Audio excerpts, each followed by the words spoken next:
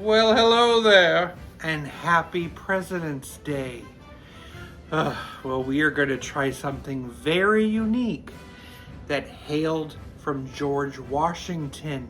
And it was something that was actually made in Mount Vernon, and something that Martha Washington would enjoy. It is a lettuce tart. It's a dessert. It's a pie made out of lettuce.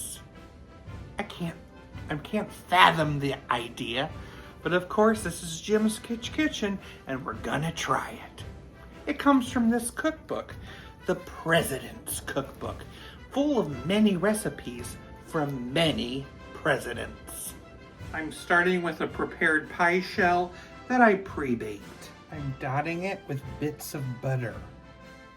The recipe does not give any directions, any measurements. It just says sprinkle on some sugar, cinnamon, and some ginger.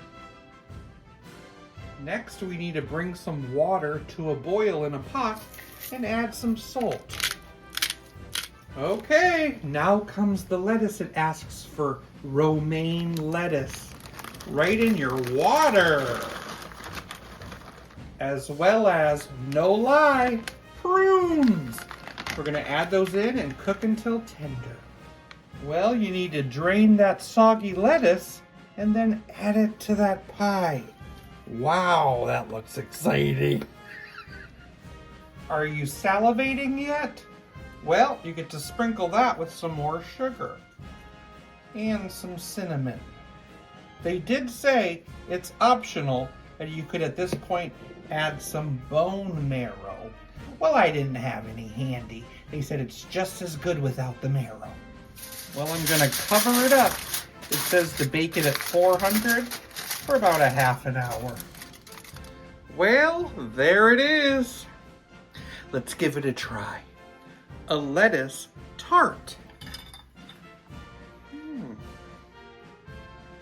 Make sure I get lettuce and prune and the tart part. Let's give it a try.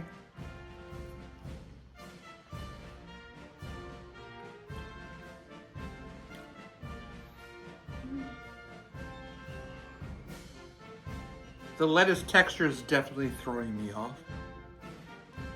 You definitely notice a nice sweetness there. Not a sick sweetness. Like, I love the cinnamon in there. The lettuce just feels wrong. So what am I going to score this out of 10? I'm going to give it a 2.3.